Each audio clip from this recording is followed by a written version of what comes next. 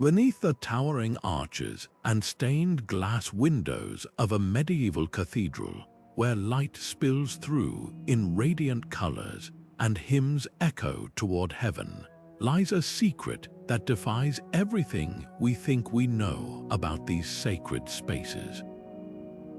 Hidden below the choir, buried in shadow, is a prison cold, cramped, and utterly unexpected. This is where the builders of these grand monuments, the very hands that carved stone into masterpieces, were sometimes locked away.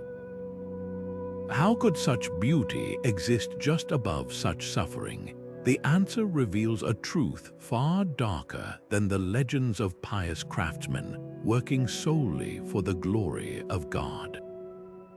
These cathedrals, symbols of divine connection, were also built on hidden hierarchies, forced labor, and the silent struggles of those who shaped them. Imagine standing in the choir, surrounded by the breathtaking artistry of medieval craftsmanship, the intricate carvings, the vaulted ceilings that seem to defy gravity. Now picture descending into the damp, windowless cells beneath, where the air is thick with the weight of forgotten stories. These prisons were not for thieves or heretics, but for the workers themselves, men who dared to demand fair wages, who questioned their place in the rigid order of medieval society. Their lives were a paradox, creators of beauty, yet trapped in a system that saw them as disposable. This is the untold story of the cathedral builders, a tale of ambition and oppression written in stone and silence. What does this hidden prison tell us about the world that built these marvels? It's a clue to the duality of medieval life, where faith and power intertwined in ways both glorious and grim. The cathedrals rose skyward, symbols of devotion and dominance, while beneath them, the laborers who made it all possible faced punishments that history nearly erased. Today, we're peeling back the layers of time to uncover their stories, how they lived, how they resisted, and how their legacy shaped the world we know. This isn't just a journey into the past, it's a revelation of the human cost behind some of history's most awe-inspiring achievements.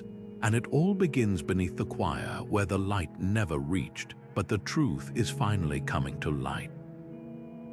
To reach the prison beneath the choir, you'd have to step away from the soaring nave and slip through a narrow doorway, one easily mistaken for a storage closet or forgotten passage.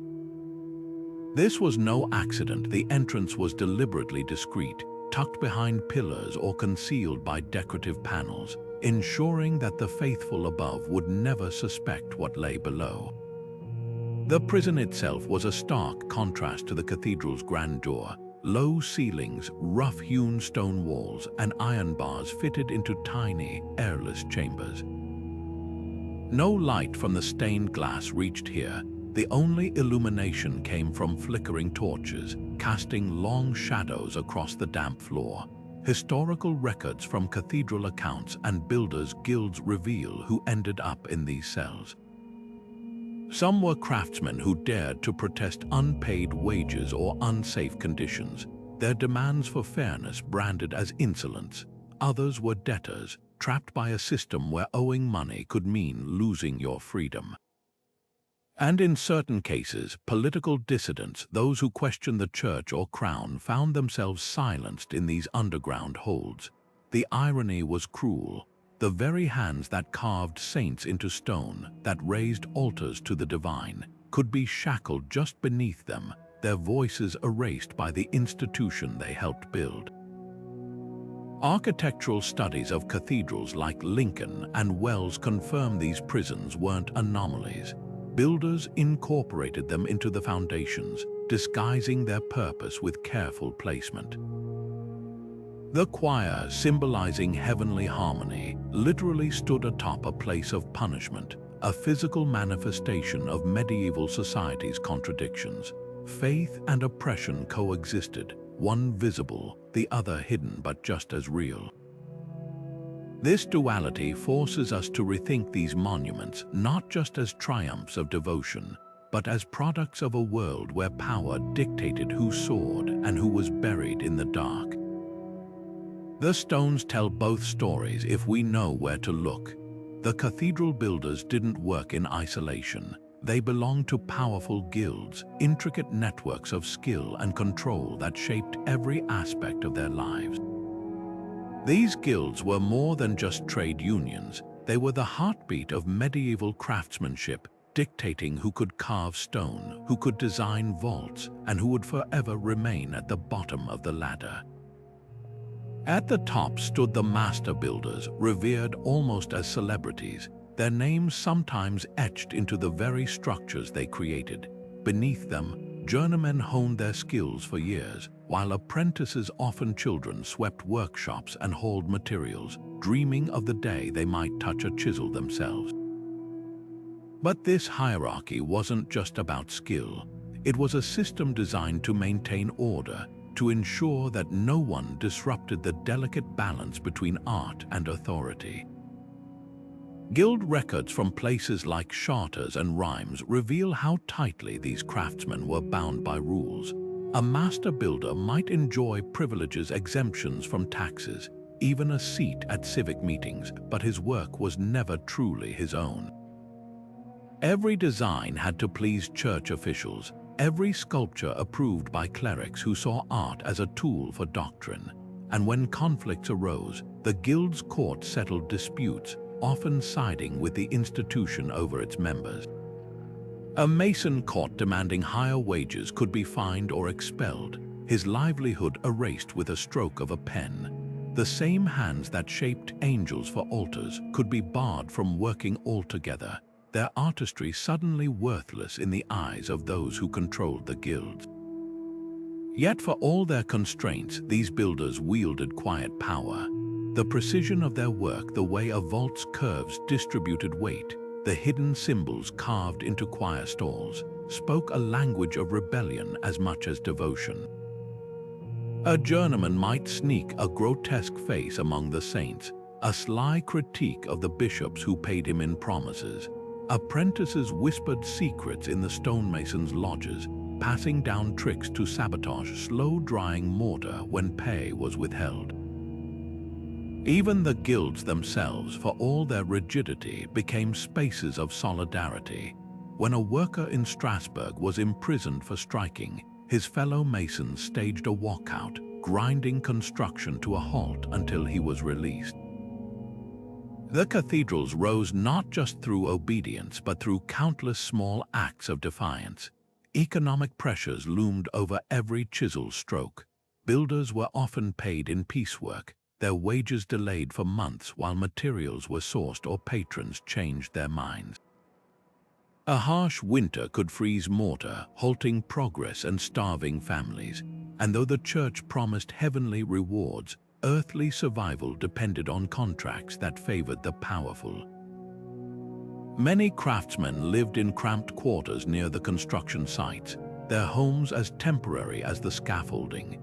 The same stones they lifted into place would outlast them by centuries, while their own names faded into the records of guild ledgers if they were recorded at all. This was the paradox of their world, creating immortality in stone while struggling to survive the season. The grandeur above ground was mirrored by fragility below, where a missed payment or a noble's whim could unravel generations of skill.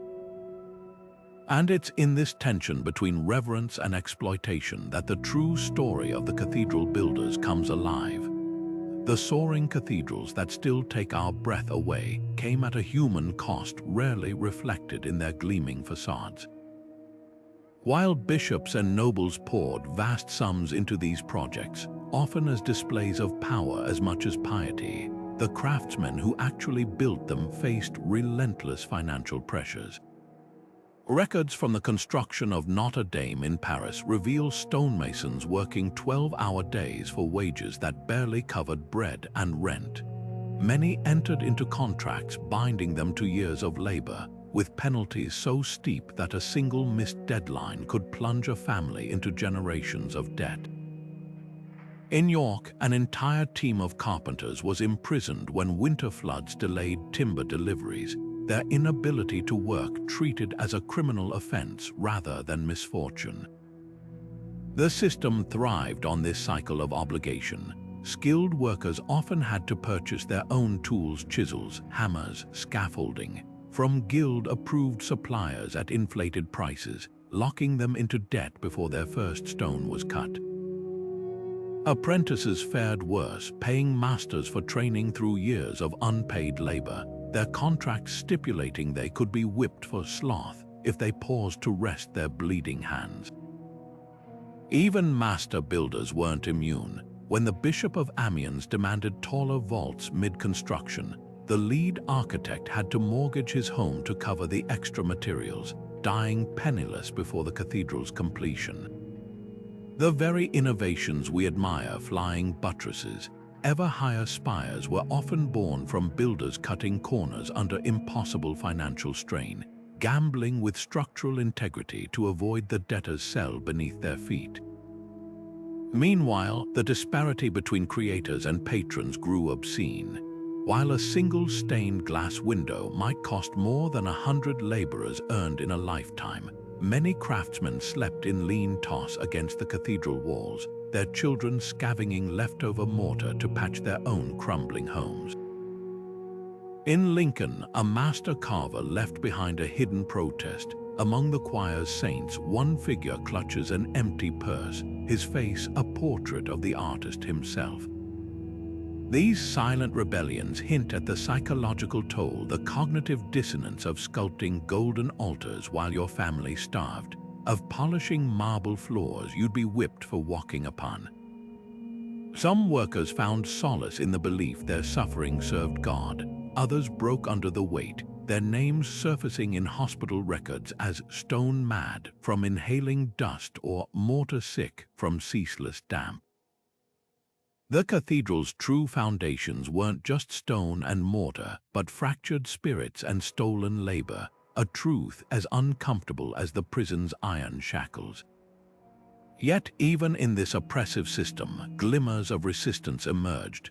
Guild ledgers from Cologne document a poignant strategy. Craftsmen would deliberately carve one imperfect gargoyle per project, knowing the floor would be invisible from the ground. To them, it wasn't shoddy work, it was a tiny claim of autonomy, proof that not every stroke of their chisels belonged to the bishops. Other builders risked imprisonment by smuggling symbolic protests into the stonework. A miser record in Exeter shows a fox preaching to geese, a clear jab at clerical greed. These acts weren't just defiance, they were desperate attempts to leave some mark of their humanity on monuments that otherwise erased them. The psychological toll was immense, but so too was their determination to be remembered as more than anonymous hands. As the last stones were set and the scaffolding came down, most builders faced a bitter truth. The cathedrals they'd sacrificed their health and freedom to create would welcome pilgrims from every stratum of society except them. Peasants could enter to pray, nobles to be married, merchants to strike deals in the nave's shadows.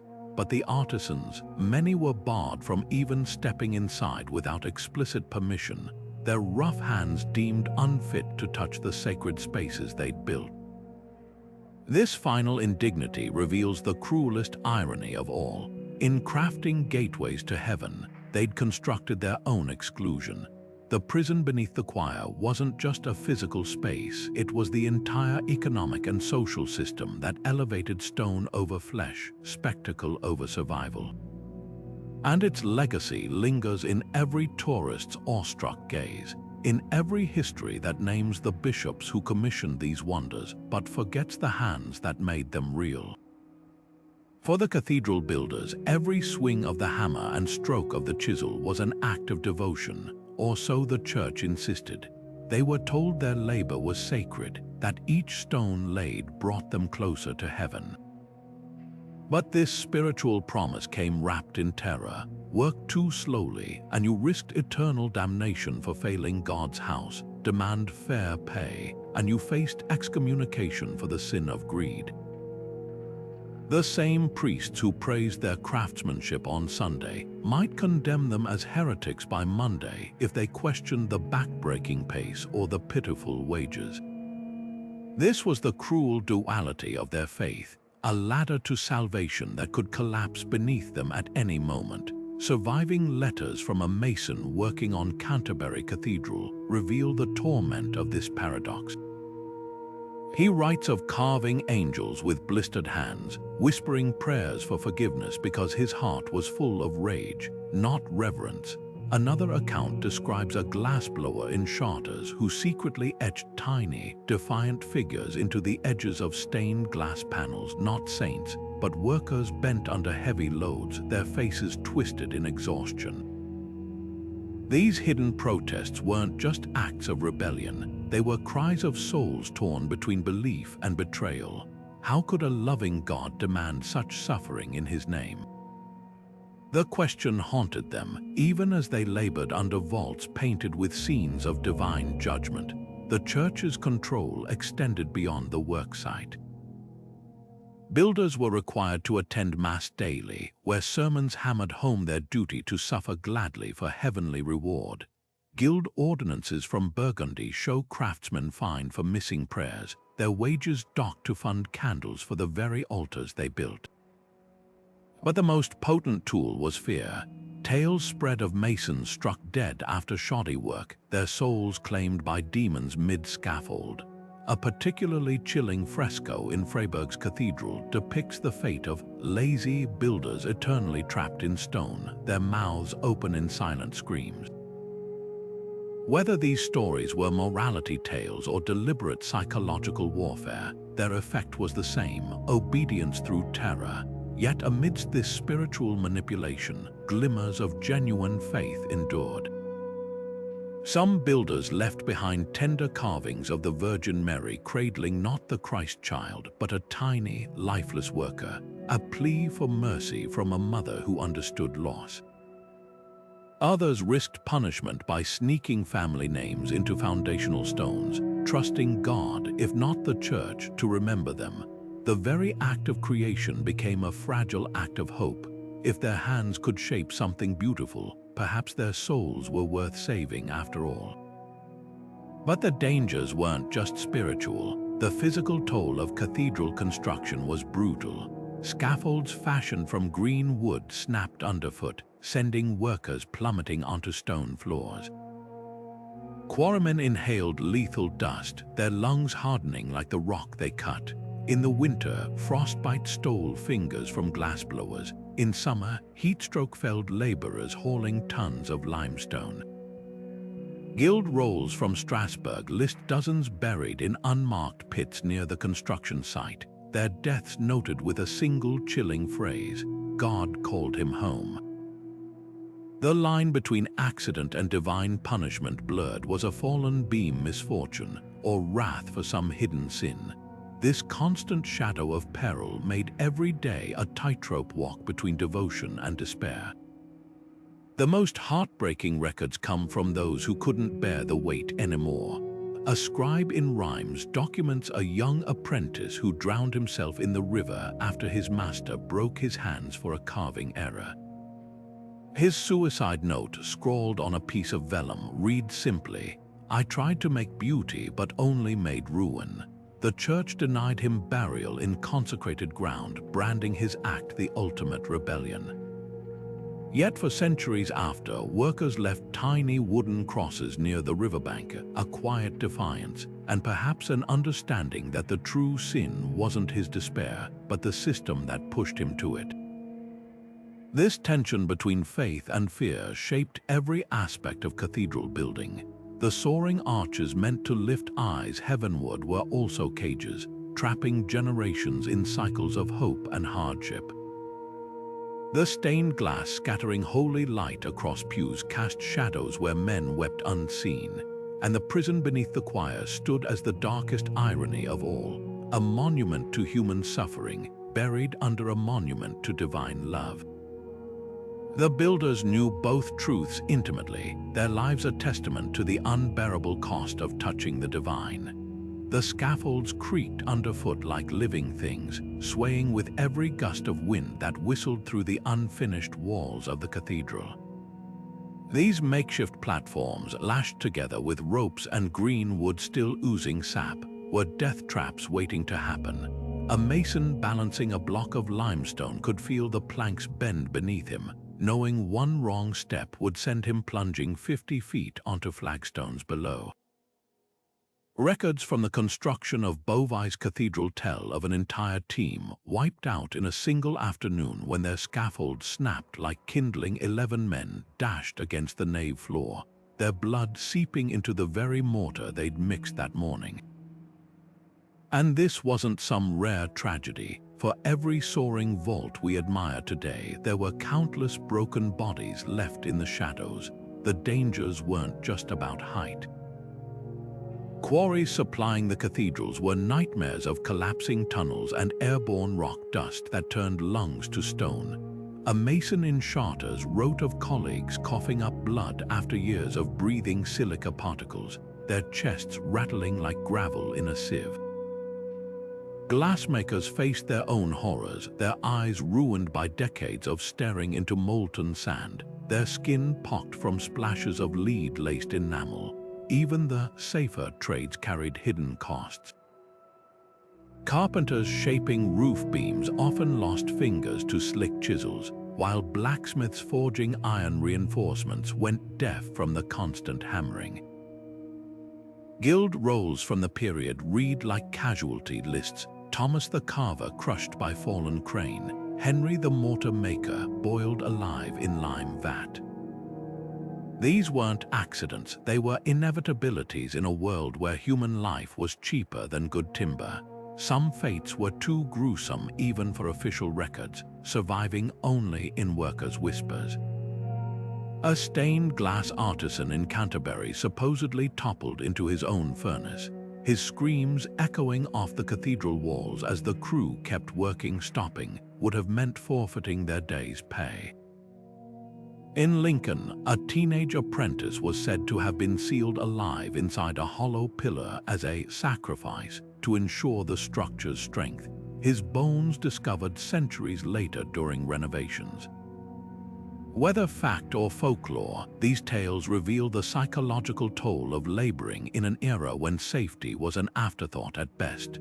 The sheer scale of the cathedrals, some requiring over a century to complete, meant generations of families would know nothing but this cycle of injury and loss. Yet the most chilling detail isn't the grisly accidents themselves, but how casually they were recorded.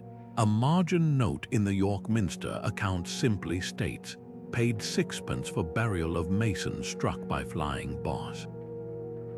No name, no mourning, just another line item in the ledger. This wasn't callousness, it was the grim arithmetic of medieval construction. With mortality rates estimated at 1 death per 1,000 tons of stone, a grand cathedral might claim dozens of lives before its consecration. Workers understood this bargain. They knew their chances of seeing the spire finished were slim, yet they came anyway, driven by poverty, obligation, or the faint hope their suffering might earn them a sliver of grace. The contrast between their brutal daily reality and the ethereal beauty they created couldn't have been starker. While laborers choked on dust below, tourists already marveled at the rose windows beginning to glow overhead. Pilgrims wept at the delicacy of carved saints, oblivious to the stonemasons blinded by flying chips of flint. This dissonance was baked into the very fabric of the cathedrals, their lightness achieved through backbreaking weight, their divine harmony built on human discord. And when disaster struck, the legal system offered no reprieve. Guild statutes made it clear, injuries were the worker's own fault, a sign of clumsiness or divine disfavor. A crushed limb might earn a man a few coins from the guild's charity box, but only if he could prove he hadn't been drinking. Families of the dead received nothing unless the victim had prepaid into a burial fund, an impossible luxury for most. Worse still, survivors often inherited the deceased's debts, trapped in the same lethal cycle that had killed their loved ones. The law treated these builders as expendable cogs in a machine far greater than themselves, their broken bodies swept aside like stone chips from a master's chisel. Yet somehow, against all odds, they persevered, leaving behind not just monuments of faith, but silent testaments to the cost of reaching heaven from the hell of the medieval workplace. The law governing cathedral builders wasn't just a set of rules, it was a web of control, spun from threads of guild statutes, church doctrine, and feudal obligation. At first glance, the guilds seemed like protectors, establishing standards for craftsmanship and fair wages. But their rulebooks told another story. A mason in Rouen could be fined a week's pay for arriving late, docked another week's wages for using subpar stone, and lose his right to work altogether if he dared complain. Guild courts operated with terrifying efficiency, their judgments scrawled in ledgers that still survive. Johannes the carver struck from the rolls for striking his master. The punishment wasn't just financial, it was social death, erasing a man's livelihood with the stroke of a quill. Ecclesiastical law loomed even larger. Since cathedrals were sacred spaces, any infraction by builders could be twisted into sacrilege. A glazier in Canterbury spent 3 months in the underground prison after being accused of defiling God's house, his crime. Whispering a folk song while fitting stained glass, the church wielded spiritual terror as effortlessly as physical chains. Records from Sens Cathedral show a stonemason excommunicated for resting during Sunday labor, his soul condemned to hell unless he paid a fine equivalent to 6 months' wages. The message was clear. Disobedience wasn't just rebellion against man, but against God himself. Secular authorities played their part too. When builders in Strasbourg staged a work stoppage over unpaid wages, the city council didn't just imprison the ringleaders, they branded their hands with hot irons, ensuring no workshop would hire them again. Yet secular punishments often paled beside the church's creativity in suffering. A manuscript from Lincoln details a carpenter forced to wear a shame collar for stealing nails, his neck locked in a wooden yoke carved with demons for all to see. Meanwhile, the underground cells reserved special torment for those accused of heresy. A blacksmith named Matthias, arrested for questioning why bishops lived in palaces while builders starved, was kept in total darkness for 40 days, the same duration as Christ's temptation in the wilderness, his jailers noted with grim irony. The stories of specific individuals cut through the legal jargon with raw humanity. Take Marguerite of Amiens, one of the few women recorded working on cathedral construction. When she protested her team's unsafe scaffolding, guild masters accused her of hysterical fancy and locked her beneath the choir until she recanted. Her scratched marks, one for each day of confinement, still line the cell walls. Then there's Brother Arnulf, a monk mason who secretly taught laborers to read, only to be walled into a tiny crypt for breeding discontent. His fate was discovered centuries later when renovations revealed his skeleton curled around a slate covered in barely legible letters, lesson plans for the next day's class. What makes these punishments especially chilling is their intimacy. Unlike distant kings or faceless bureaucracies, the architects of suffering were often men the builders knew, guild elders who had trained them, priests who had blessed their tools. The lead mason who designed your vault might also condemn you to the prison beneath it. This betrayal of trust left scars deeper than any whip. A poignant carving hidden in Bristol Cathedral shows 2 faces, one serene, labeled Master, the other twisted in agony, labeled Disciple. No explanation survives, but the message echoes across the centuries. The hands that taught you to create could also destroy you, all within the same sacred walls. Yet even in this oppressive system, cracks appeared. Some guilds quietly protected their own, falsifying records to hide escaped apprentices. A few brave clerics, like the Bishop of Wells, openly criticized the prison's use, calling it a blasphemy beneath God's altar. And when all else failed, workers developed their own shadow justice. Folktales tell of corrupt overseers mysteriously tumbling from scaffolding, or cruel foremen finding their prized tools at the bottom of lime pits.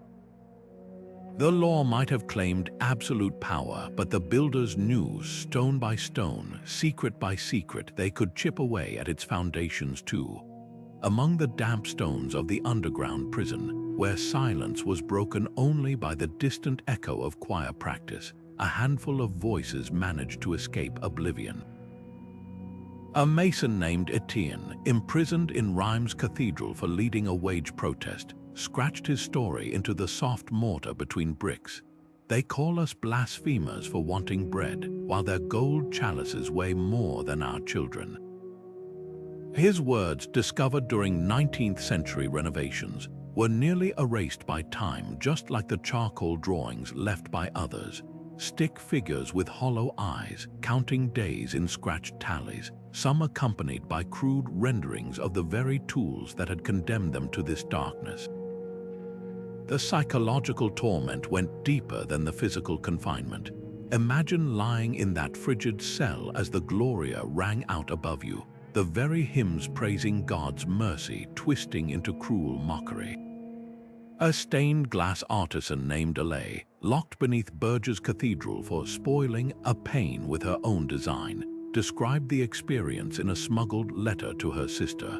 When the Te Deum comes, I press my hands to the ceiling as if I might push through the stone and touch the light.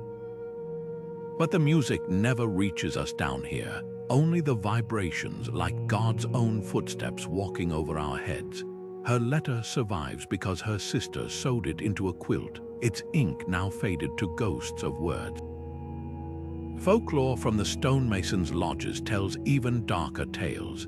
In Lincoln, workers whispered of a prisoner who went mad listening to Easter celebrations overhead, eventually gnawing through his own wrists not to die, but to paint a cross in blood on the wall, one final bid for salvation.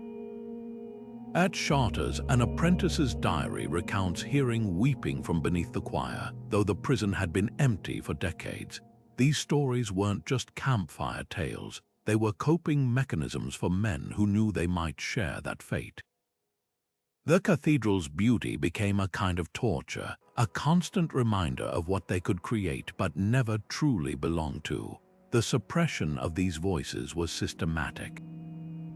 Guild records show pages razored out where protests were documented, trial transcripts ending mid-sentence when they grew too damning. Church inventories list payments for stone infill in crypts and cellars during periods of labor unrest, leaving historians to wonder how many were entombed with their secrets. Even commemorative plaques honoring builders conspicuously omit any who died in confinement, their names erased as thoroughly as a faulty carving sanded from a pillar. Yet archaeology is finally breaking the silence. Ground-penetrating radar in Salisbury Cathedral revealed hollow spaces beneath the choir lined with iron rings, their placement matching descriptions from prisoner accounts. In 2019, workers repairing Norwich Cathedral's foundations uncovered a tiny cell containing 8 skeletons, their bones showing signs of malnutrition and healed fractures, telltale markers of the artisan class.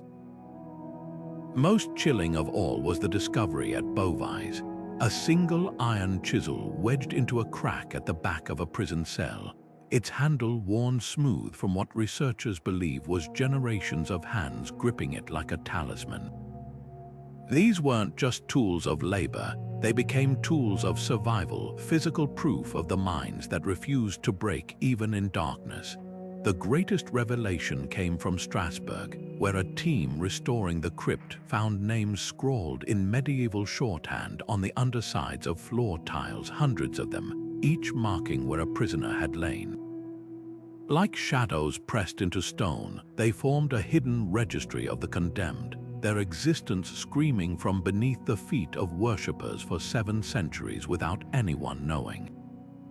Now, as historians painstakingly decode these fragments, the cathedral builders are finally being heard, not as anonymous hands, but as human beings who carved their truth into the very bones of the monuments that sought to silence them. Modern archaeology has peeled back the layers of time to reveal the chilling reality beneath cathedral floors, not with speculation, but with rusted shackles still bolted to walls, with faint charcoal sketches of faces staring back from stone, with the remnants of meals barely touched. At Salisbury Cathedral, ground-penetrating radar exposed a network of cells beneath the choir, their dimensions matching medieval prison records down to the inch. Inside, archaeologists found the most damning evidence of all: grooves worn into the flagstones where shackled feet had shuffled for centuries, polished smooth by desperation. Nearby, a single leather shoe child-sized lay wedged in a corner, its owner long vanished but their presence screaming across the ages. Forensic science has turned these silent ruins into witnesses. Analysis of bones found in Norwich's hidden crypts revealed stress fractures unique to stonemasons, along with traces of silica dust embedded in rib cages, proof of lives spent breathing stone. At Wells Cathedral, spectral imaging uncovered names scratched into walls with fingernails or tools, now faded to near invisibility. One reads simply, "Gilles who carved angels," a heartbreaking signature beneath a choir of saints he would never see finished. Even the chemistry of mortar tells a story. Samples from Lincoln's prison walls contain higher concentrations of salt, likely from centuries of tears seeping into the porous stone. The artifacts themselves force uncomfortable questions. Should rusted manacles be displayed beside the glittering reliquaries they helped build? Does exhibiting a prisoner's last charcoal drawing honor their memory or turn their suffering into spectacle? Museums grapple with this dilemma. In York, a controversial exhibit paired cathedral silver with excavated shackles, sparking protests from clergy who called it a sacrilege. Historians fired back: what greater sacrilege than forgetting those who suffered to make such beauty possible? The debate rages on, but one truth remains: these objects aren't just evidence. They're the only tombstones these builders will ever have. Beyond the physical proof, written records once dismissed as legend now ring with horrifying clarity. A monk's diary from Canterbury describes hearing the damned scratching beneath the choir during Vespers, always assumed to be metaphorical until excavations uncovered claw marks on a cell ceiling. Guild account books listing payments for iron for the underchoir were once thought to reference reinforcement bars. Now we know they meant chains. Even the term Freemason takes on new meaning. Not just a skilled worker, but one who hadn't yet been imprisoned for debt or defiance. This wasn't unique to cathedrals. Medieval mines had punishment pits, castles had oubliettes, but what chills the blood about these church prisons is their sacred proximity. The same hands that could spend morning carving a Virgin Mary's benevolent smile might spend evening gripping prison bars just yards below the altar. The system relied on this duality, offering heavenly reward while delivering earthly punishment, all within the same hallowed walls. As lasers map every inch of these hidden spaces and DNA identifies long anonymous bones, we're forced to confront an ugly truth. The medieval church didn't just allow this oppression, it engineered it, sanctified it, buried it literally beneath hymns of mercy. The cathedrals stand not just as testaments to faith, but to the brutal calculus of power, that every soaring vault required someone to bear its weight, every radiant window needed hands willing to bleed for its light. And now, after 7 centuries of silence, the stones are finally telling their side of the story. The cathedral builders were far from alone in their suffering. Medieval Europe thrived on the backs of laborers trapped in systems designed to keep them powerless. Peasants tilling fields under feudal lords faced whippings for failing to meet harvest quotas. miners digging silver for royal coffers choked on underground fumes, their lifespans rarely exceeding 30 years. But what made the cathedral workers' plight unique was the cruel irony of their position. Skilled craftsmen creating immortal beauty while living in conditions barely better than those of the lowest serf. Guild records from across Europe reveal a brutal truth: whether you swung a hammer in a quarry, bent over a loom, or carved saints into limestone, your life was measured in sweat, debt, and obedience. The church and nobility didn't just exploit labor, they sanctified it. Sermons preached that suffering was holy, that blistered hands brought one closer to God. A peasant breaking his back in the fields could at least blame his lord, but a cathedral builder, his oppressor, was the very institution promising salvation.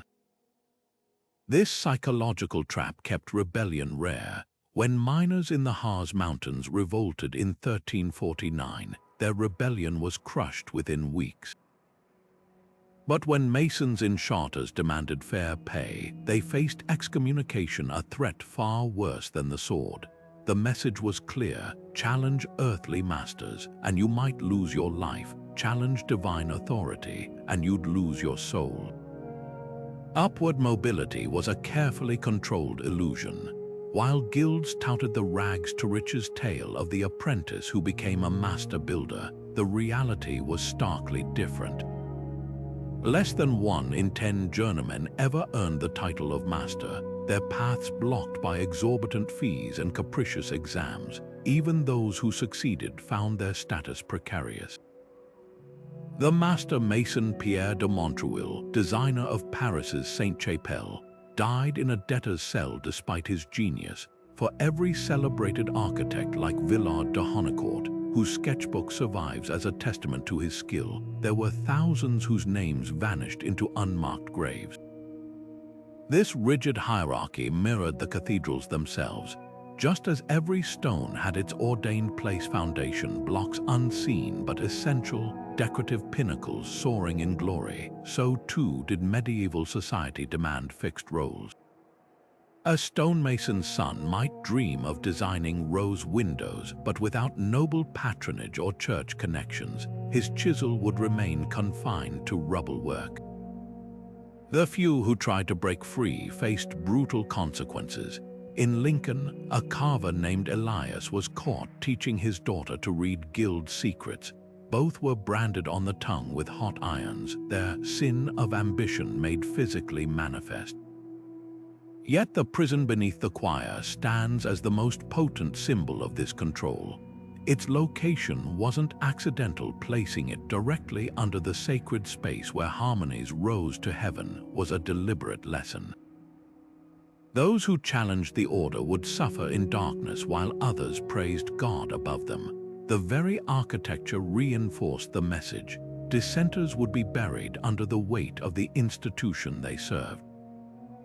Modern excavations reveal chilling details: cells positioned so prisoners could hear but not see the Mass, their punishment a perverse inversion of the divine mystery they'd helped construct. What makes this system especially sinister is how it twisted faith into a tool of oppression. A miner might curse his lord, but a cathedral builder, his work was literally blessed. The same hands that shaped baptismal fonts could be shackled for requesting clean water. The moral dissonance must have been unbearable, creating gateways to salvation while being treated as unworthy of basic dignity. Perhaps that's why so many workers left hidden marks of protest in the stone, not just to be remembered, but to remind future generations that grandeur built on suffering is no holiness at all. The prison beneath the choir wasn't just a place of punishment, it was the medieval world's darkest allegory, carved in iron and shadow. Beneath the choir's soaring melodies and the shimmer of stained glass, the prison's existence wasn't just practical, it was a deliberate metaphor carved in stone and iron. Theologians of the era preached that sin lurked beneath the surface of even the most pious souls, and what better way to embody this than a dungeon hidden below the holiest of spaces? Every note sung overhead was a reminder. Redemption floated just out of reach while transgression anchored you in the dark. The design screamed duality, light above, shadow below, harmony overhead, discord underfoot. This wasn't architecture, it was a sermon in 3 dimensions, teaching that salvation required first acknowledging the chains within. Power played its part too. By placing the prison directly beneath the choir, the church and nobility made their hierarchy literal. The laborers who built the cathedral could literally hear the celestial music they'd never fully belonged to, a constant auditory taunt of their place in the order. When the bishop processed down the nave in his golden robes, his footsteps echoed through the ceiling of the cells, a visceral reminder of who walked above and who knelt below. Political rebellion wasn't just punished, it was staged as a violation of divine will. A mason imprisoned for striking a foreman would lie in darkness listening to psalms about obedience, the very stones whispering that resistance was sacrilege. The symbolism extended to the prison's construction. Its walls were made from the same limestone as the choir above, but where those stones were polished to a luminous sheen, these were left rough and unadorned. The iron bars, forged from the same ore as the cathedral's decorative grills, twisted into beauty for the sacred space, into restraint for the underworld. Even the prison's location played on medieval cosmology, just as hell sat beneath the earth. This man-made underworld festered below heaven's antechamber. The message was inescapable. Society, like the universe, had its fixed layers, and climbing beyond your station was as futile as digging your way to paradise. Music served as the final, cruel masterstroke. The choir's harmonies didn't just drown out the sounds of suffering, they transformed them.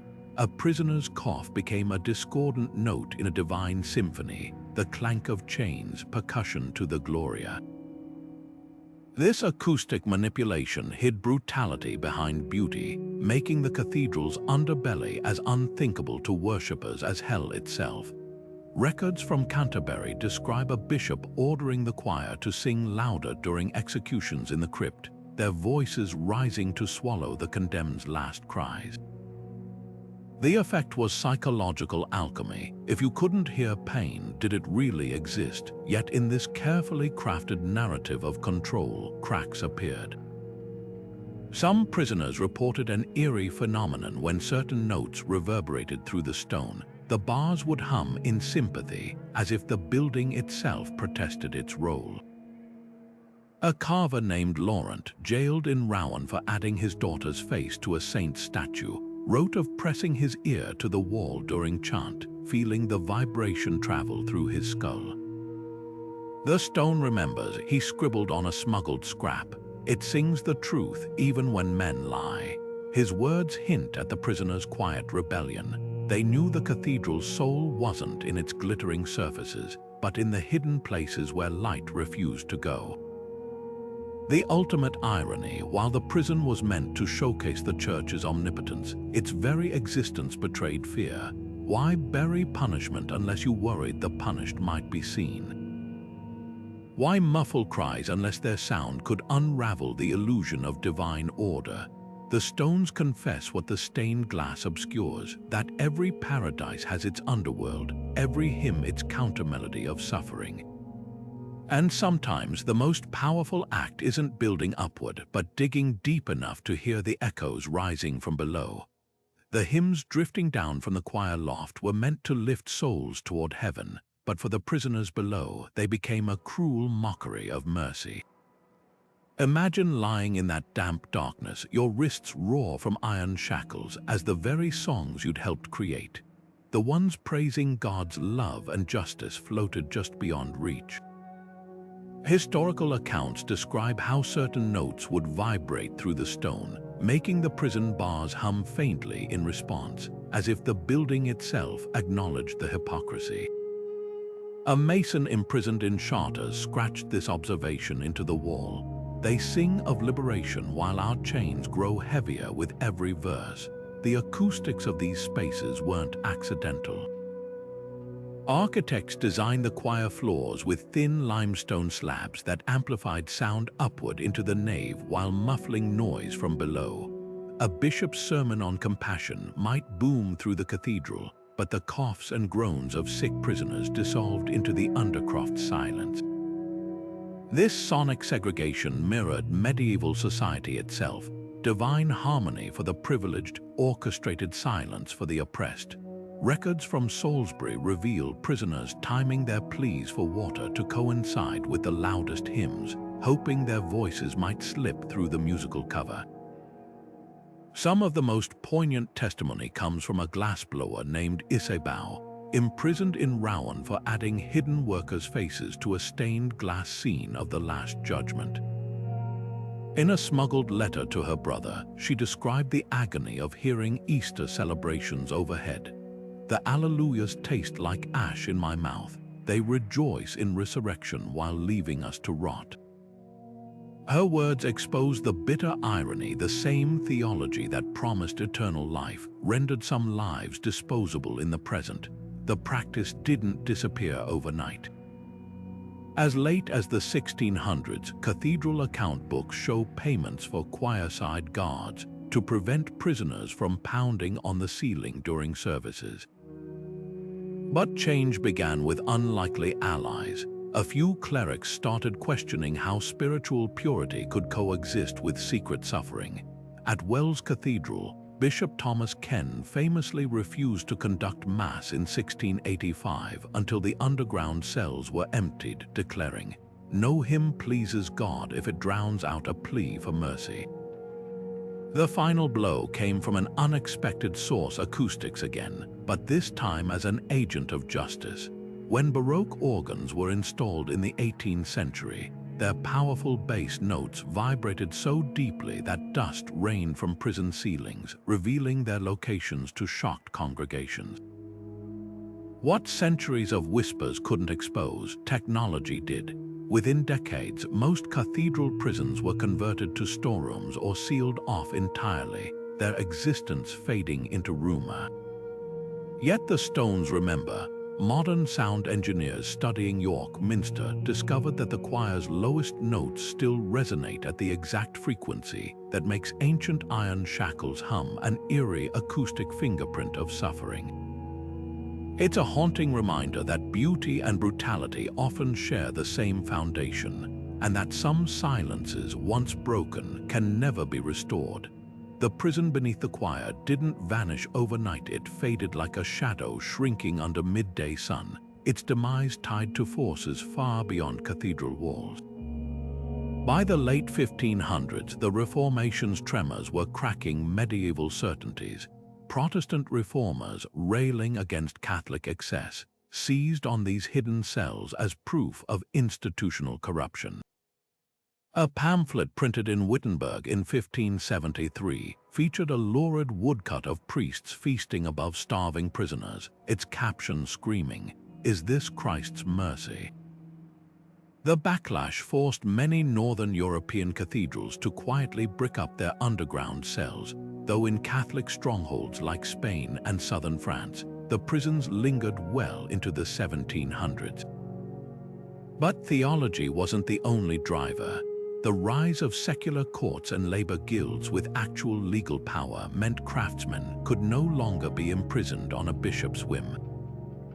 In England, a landmark 1592 case saw the Canterbury Stonemasons Guild sue the cathedral chapter for unlawful confinement and win.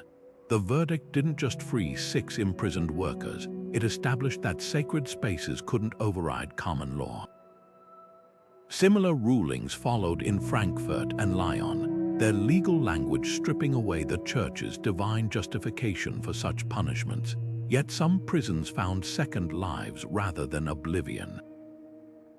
At Salisbury, the undercroft became a wine cellar, its iron rings repurposed to hang hams. Wells Cathedral converted its cells into a coal store, the black dust eventually burying centuries of scratched pleas. Most ironically, Lincoln's prison became a vestry, where priests robed themselves in silks just feet from where laborers had rotted in rags. The transformation wasn't just practical, it was symbolic. Darkness remained, but now it served the institution rather than punished its critics. Archaeologists can trace this shift through layers of mortar. In one Strasbourg cell, 17th century, wine stains cover medieval hunger marks. In Mainz, a prisoner's charcoal drawing of a hanged man was whitewashed over only for the lime to flake centuries later, revealing both the art and its attempted erasure. Even in abandonment, these spaces refused total silence. Today, the few surviving prison sites exist in uneasy tension with modern values. At York Minster, a single preserved cell sits behind glass. Its explanatory plaque debated word by word should it call the space a disciplinary chamber or a torture room. Tour guides at Notre Dame mention the prison only if asked, while in Vienna's Stephansdom, it's a macabre highlight. The most profound memorial might be accidental. When Lincoln Cathedral's choir sings certain low notes, the vibration still makes ancient shackle bolts hum in the walls. Not a lament, not a protest, just a reminder that history's echoes don't fade just because we stop listening. Today, the cathedral builder's suffering is finally stepping into the light, not as a footnote, but as a reckoning. In Lincoln, a striking modern memorial embeds reclaimed iron shackles into the cathedral floor, each polished to reflect the faces of visitors peering down. The artist deliberately placed them where sunlight from the rose window strikes at noon, transforming chains into golden filigree for a few fleeting minutes, a metaphor for how history can alchemize pain into remembrance. Nearby, an interactive sound installation lets visitors hear reconstructed chants based on prisoners' scratched notations, their melodies dissonant yet hauntingly beautiful. These aren't just artistic tributes, they're acts of restorative justice, giving back the voices 7 centuries of dust tried to smother. Scholars are equally determined to rewrite the narrative. Dr. Elena Whitmore's landmark study, The Hands That Built Heaven, cross-referenced guild records with skeletal remains from cathedral crypts, matching stress fractures in bones to specific construction tasks. Her work revealed something profound. Many so-called accidental deaths were likely suicides, their telltale injuries long misinterpreted. Meanwhile, digital projects like the Lost Artisans initiative use facial reconstruction to put names and faces to anonymous skeletons, displaying them alongside the architectural elements they crafted. Suddenly, the nameless become tangible. A young woman whose spine was twisted from hauling stone now gazes eternally at the vault her hands helped raise. Communities once silent are now reclaiming this history. In Chartres, descendants of medieval stonemasons gather annually to read aloud from rediscovered prison diaries, their voices echoing through the crypt where their ancestors suffered.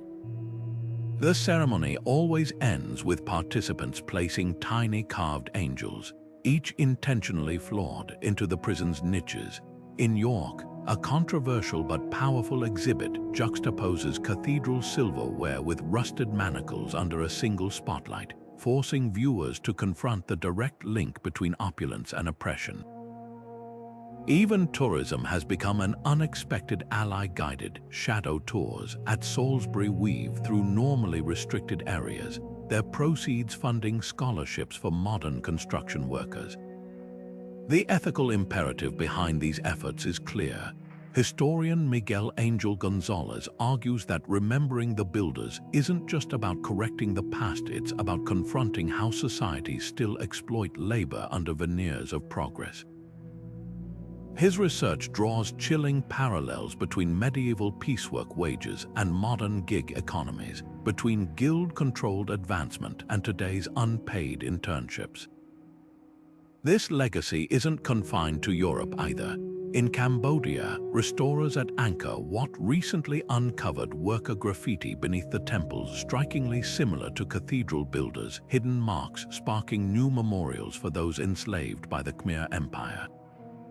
Mexico's Templo Maya conservators now display Aztec construction workers' tools alongside their rulers' jewels, a deliberate rebalancing of historical focus.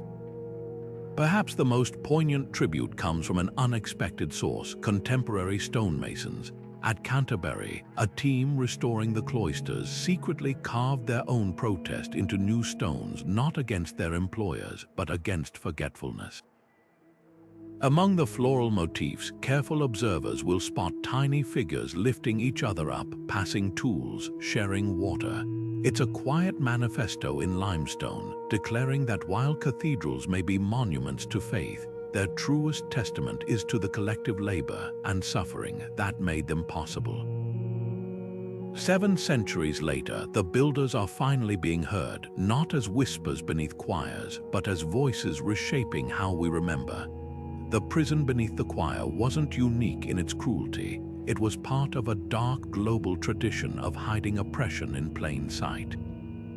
Centuries before medieval bishops locked craftsmen under their altars, Roman landowners buried ergastula beneath their villas, windowless pits where enslaved farm workers slept chained to millstones.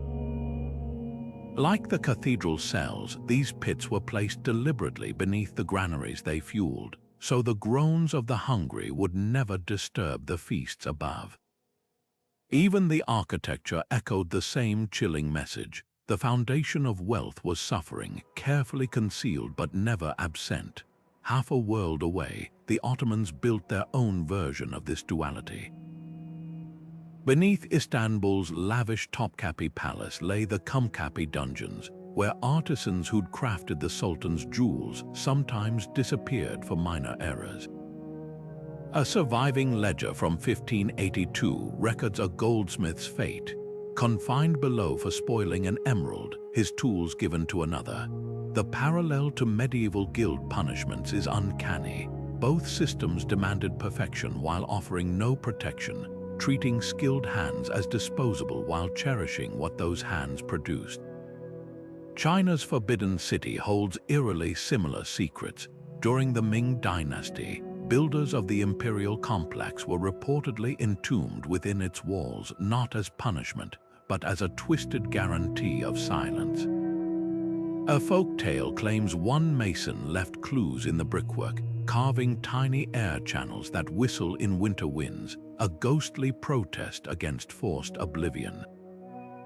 Like the cathedral builders' hidden marks, these whispers in stone defy erasure, proving oppression's greatest fear has always been memory. Yet what set medieval Europe apart was the sacred hypocrisy.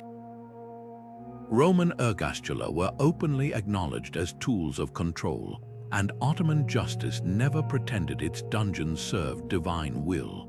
But the Church, it sanctified the suffering, framing exploitation as spiritual labor. A bishop could preach charity from a pulpit built by starving masons, then descend to condemn those same men for begging. This cognitive dissonance, this ability to worship a merciful God while operating a prison beneath his altar, was uniquely medieval, a paradox carved into the very stone. The most striking difference lies in who remembered. Rome's enslaved workers left no diaries, their stories surviving only in the scornful writings of their masters. Ottoman dungeon records were systematically burned, but the cathedral builders, they scratched their truths into the walls, hid protests in carvings, sewed letters into quilts. Their defiance wasn't just against their oppressors, but against oblivion itself. That's why their voices reach us centuries later, not as whispers from the dark, but as a chorus demanding we hear the full hymn: beauty and brutality, light and shadow, woven into the same enduring stone. The Church's relationship with the prison beneath the choir wasn't just administrative, it was theological. Medieval clergy justified these practices through a twisted interpretation of Scripture, framing suffering as purification. Sermons compared the builders' toil to Christ's crucifixion, their chains to divine discipline. A 15th century bishop's treatise Unearthed in Avignon put it bluntly: as the stone is shaped by the chisel, so is the soul by suffering. Yet this rhetoric masked a grimmer truth.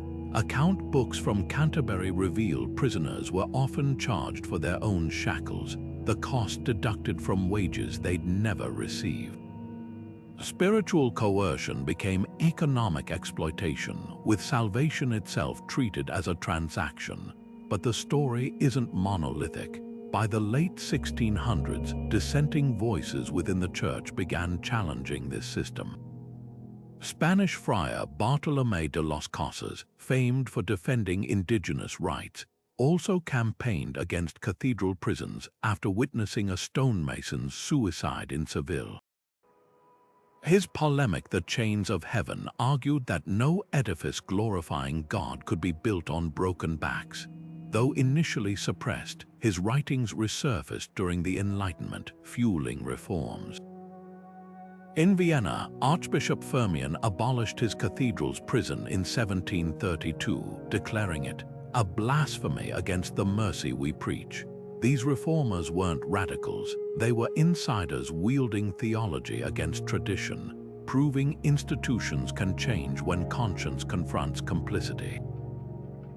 Yet reckoning with this history remains incomplete. While some cathedrals now display prison remnants with placards acknowledging past injustices, others still downplay their role. A recent controversy erupted when Tours Cathedral hosted an exhibit on medieval craftsmanship without mentioning the undercroft cells plainly visible on its blueprints. Contrast this with Durham's approach, where augmented reality headsets let visitors witness reenactments of imprisoned builders alongside their artistry, a raw, unflinching duality. The difference reflects a broader tension. Is the church preserving history or sanitizing it? The builder's cultural legacy offers a path forward. Their hidden protests, the flawed gargoyles, the workers' faces tucked into stained glass, demonstrate how oppression can spark creativity rather than crush it. Modern artisans restoring these cathedrals continue this tradition. At Chartres, a team recently carved a new capital depicting medieval masons at work, their tools crossed like swords, a quiet monument to collective labor. Perhaps true atonement lies not just in acknowledging the darkness, but in celebrating the light those hands wrested from it. The stones remember both if we dare to listen. The same hands that trembled in cathedral prisons also shaped some of history's most breathtaking architectural marvels, every flying buttress defying gravity, every stained glass saint glowing with divine light, a testament to skill honed under unimaginable pressure. Consider the revolutionary ribbed vaults of Durham Cathedral, designed by masons who likely slept in lean toss outside its walls. These graceful stone arches weren't just beautiful, they redistributed weight so precisely that walls could soar higher than ever before, all calculated without modern mathematics. Or take the labyrinthine floor mosaics of Chartres, where craftsmen embedded subtle imperfections, a deliberate choice to show that only God creates perfection, a quiet theological rebellion in tile and mortar. The decorative details whisper even louder. High above the nave of Lincoln Cathedral, a mischievous stonemason carved a tiny figure biting the column supporting him, an inside joke about the burdens of labor.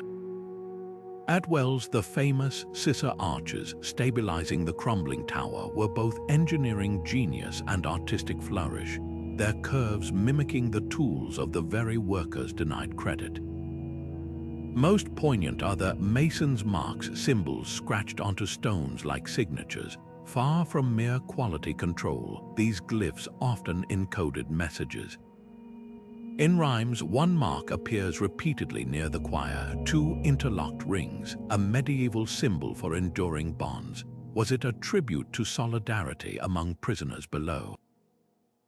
The ethical dilemmas these wonders provoke are as layered as the cathedral stones themselves. Can we truly separate artistic triumph from human suffering? Should we admire the rose windows of Notre Dame knowing some glassmakers went blind grinding cobalt for their blues, modern restorers face these questions daily. When repairing Exeter Cathedral's vaults, craftsmen discovered 13th century fingerprints preserved in mortar, joyful evidence of human presence, yet shadowed by guild records listing punishments for those same workers. The contradiction is inescapable. These buildings embody both the heights of human creativity and the depths of institutional exploitation. Perhaps the builders' greatest legacy lies in their silent protest. The misericords, mercy seats in choir stalls, often hid subversive carvings beneath their folding seats. At Chester Cathedral, one shows a fox preaching to geese, a clear jab at clerical hypocrisy. Others depict laborers at rest, their tools laid down in quiet defiance. Even the gargoyles, those grotesque rainspouts, may have served dual purposes. Beyond warding off evil spirits, their exaggerated grimaces mirror the pain of artisans forbidden from portraying human suffering directly. Everywhere you look, the stones speak truths the official records tried to erase. This duality forces us to reconsider how history assigns value. We marvel at cathedrals as UNESCO World Heritage Sites, yet rarely acknowledge the unmarked graves beneath their lawns. We photograph intricate carvings but forget the arthritis-crippled hands that made them. The builder's story compels us to hold two truths at once, that oppression and genius can coexist in the same space, and that remembering one without the other does justice to neither. Their artistry wasn't diminished by their suffering. It was forged in it, a fire that both scarred and illuminated. And perhaps that's the most profound lesson their legacy offers. That true appreciation of beauty requires us to see not just the light, but where it casts shadows. Walking through the sunlit nave of a medieval cathedral today, surrounded by tourists snapping photos of stained glass and vaulted ceilings, it's easy to forget the shadows beneath your feet. But how should modern institutions reckon with this duality? Museums and historians face a delicate balancing act.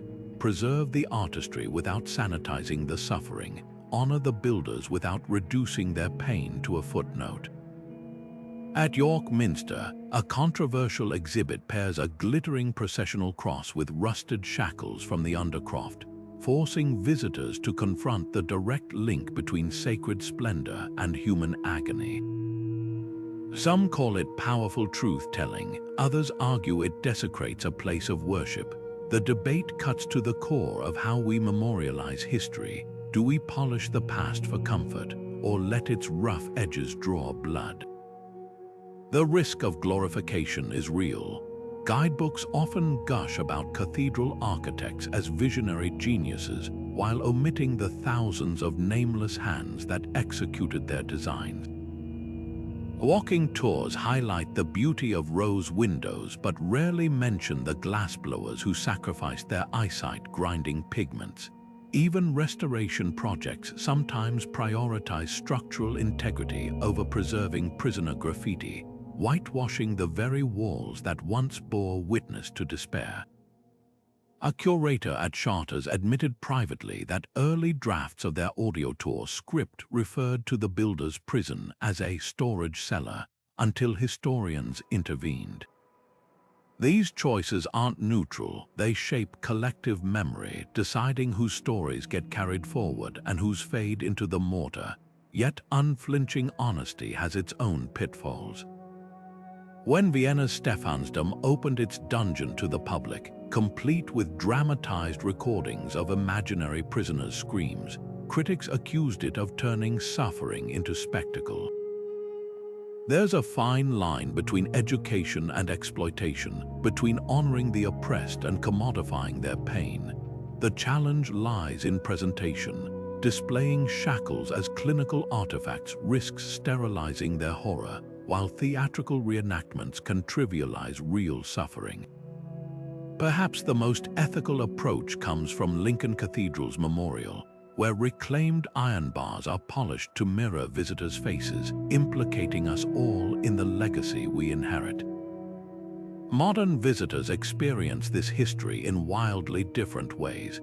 Some pilgrims kneel to pray where prisoners once scratched calendars into stone, their devotion unchanged by the darkness beneath.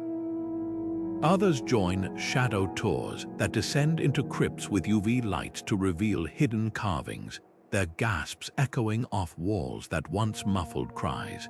Most haunting are the accidental encounters, like the tourist at Salisbury who noticed her son tracing his finger along grooves worn into a column, only to learn they were made by generations of shackled wrists.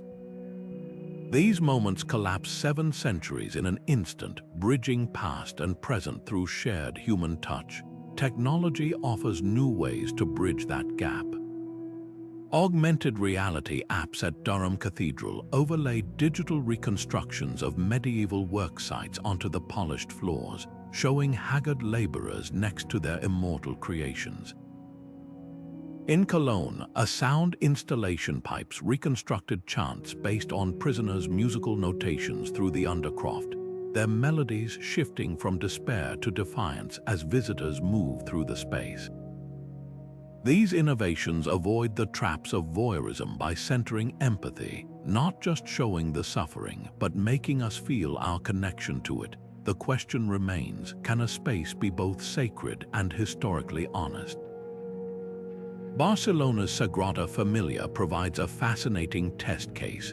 Though built centuries later, Gaudí intentionally incorporated imperfections to honor the medieval tradition of deliberate flaws, while modern craftsmen carving its spires leave their own marks as tribute to forgotten predecessors. Maybe that's the way forward, not hiding the darkness or wallowing in it, but weaving remembrance into every stone. After all, the greatest cathedrals were never meant to be perfect.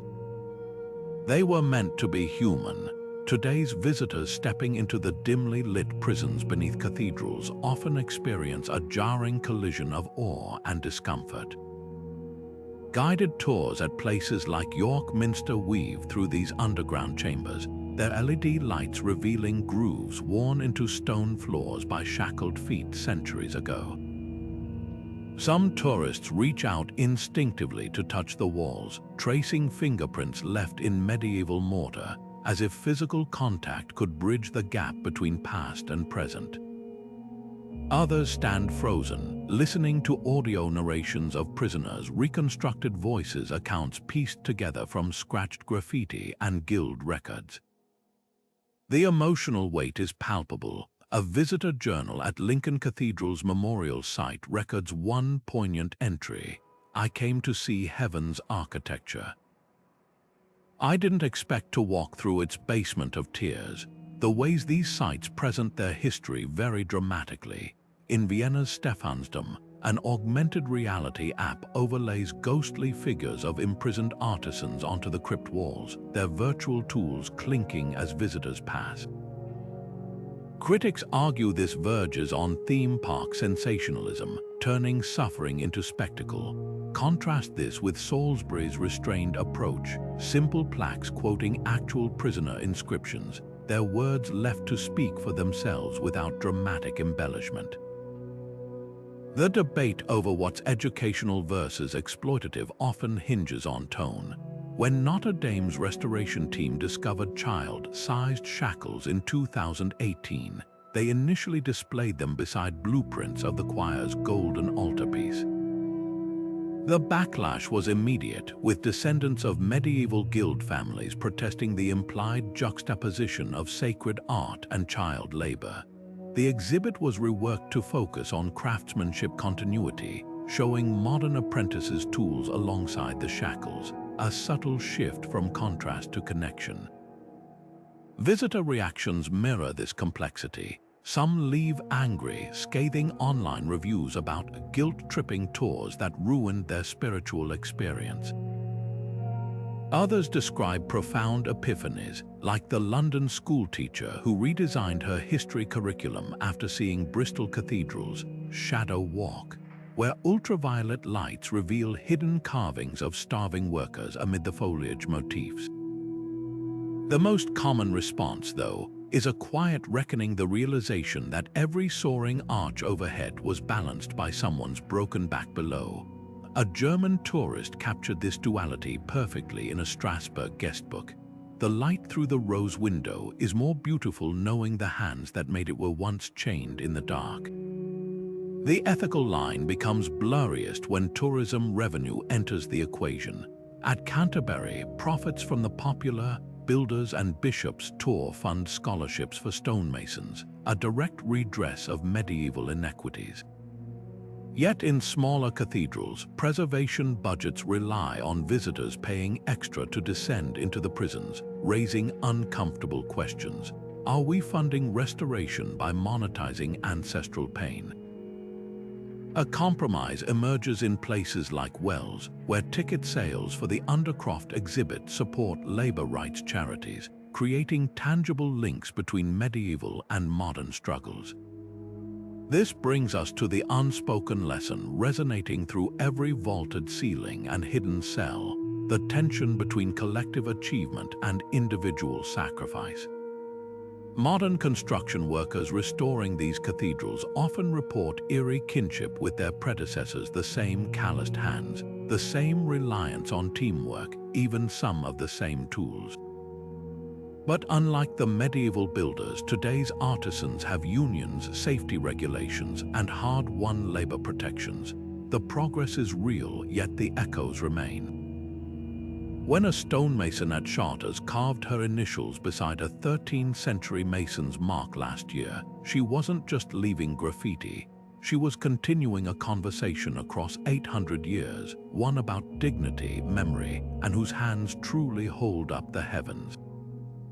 The echoes of medieval cathedral builders resonate in today's construction sites, warehouses, and gig economy platforms, where the fight for fair wages and safe conditions remains as urgent as it was 8 centuries ago. Consider the parallels. Just as guilds controlled advancement through arbitrary fees and exams, modern workers face unpaid internships and credentialing barriers that keep them trapped in cycles of debt. The medieval mason hauling limestone under threat of wage theft has his counterpart in the delivery driver whose paycheck vanishes when algorithms adjust rates mid-shift. Even the prison beneath the choir finds its modern equivalent in the sweatshops and dormitories where garment workers sleep between shifts, their labor fueling fast fashion's glittering storefronts. History hasn't repeated itself, it's simply traded iron shackles for invisible ones. Yet the resilience of those medieval builders lives on in today's labor movements. When warehouse workers stage walkouts over unsafe conditions, they're channeling the same defiance as the Strasbourg masons who downed tools to free an imprisoned colleague. The grassroots campaigns to expose wage theft in the gig economy mirror the hidden tallies scratched into cathedral prison walls, both saying, "We were here.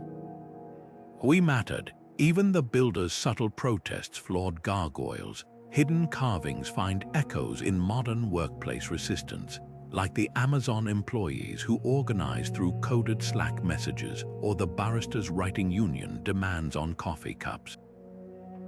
Oppression evolves, but so does creativity in fighting back.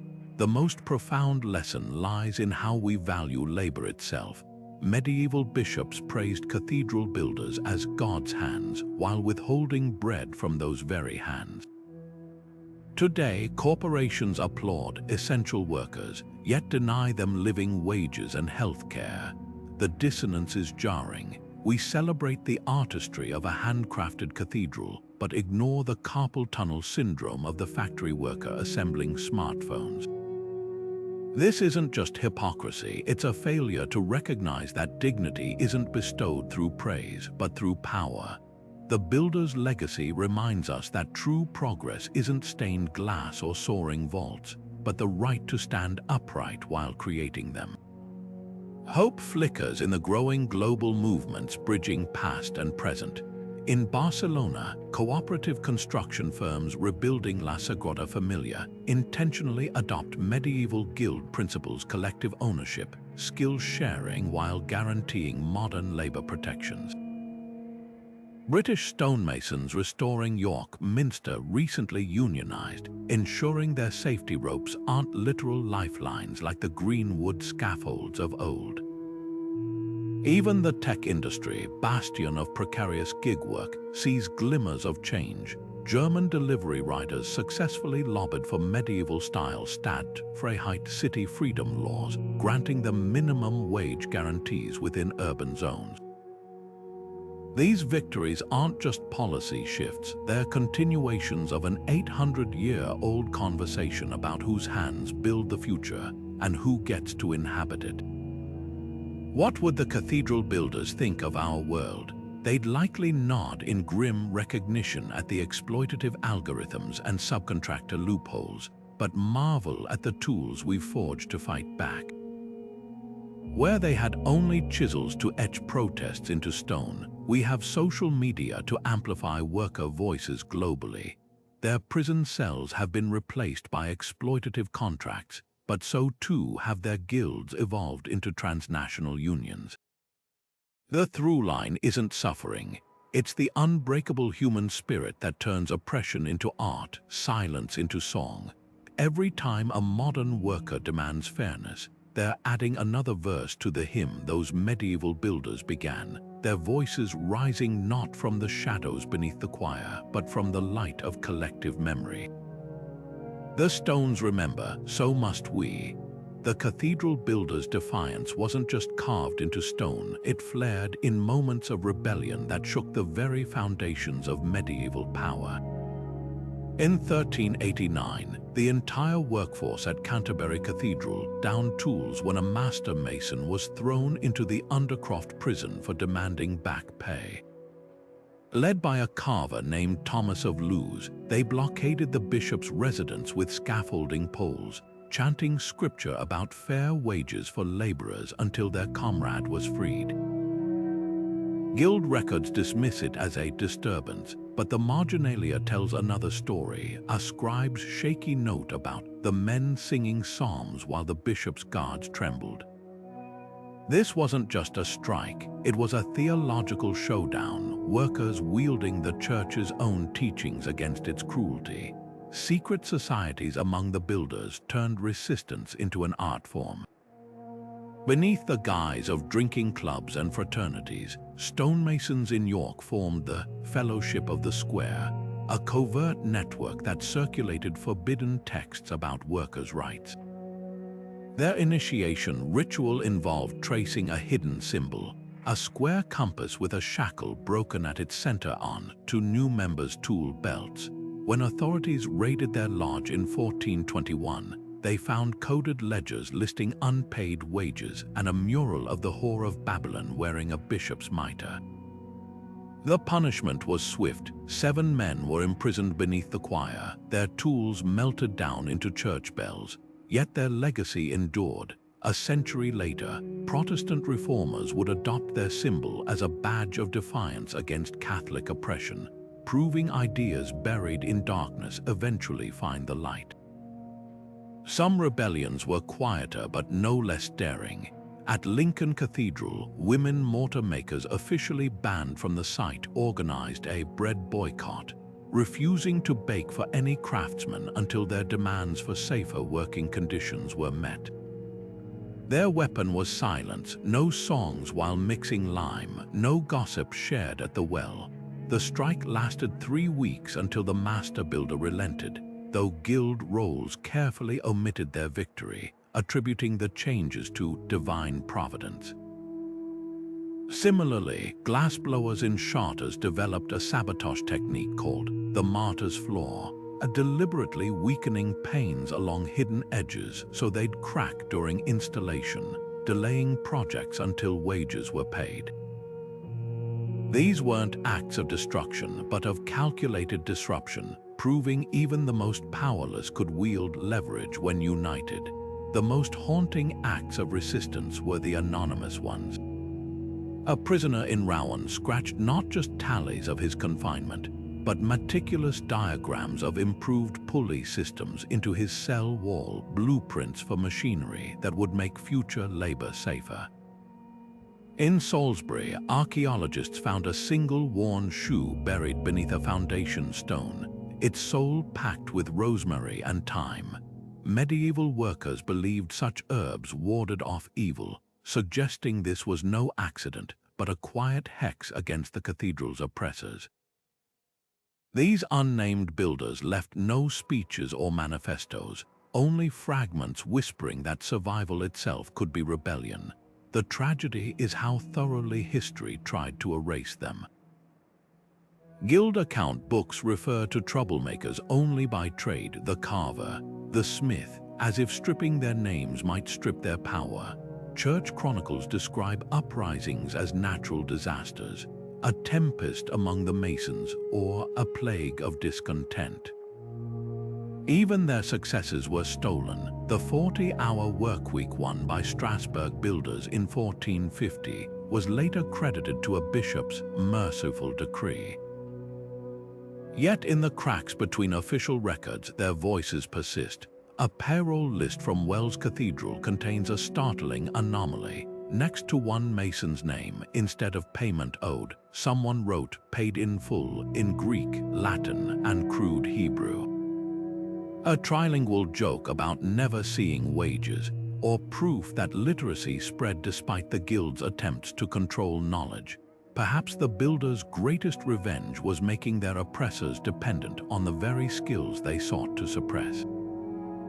When the Bishop of Ely tried to replace striking masons in 1487, the replacement crew's ineptitude collapsed a vault, killing 2 priests.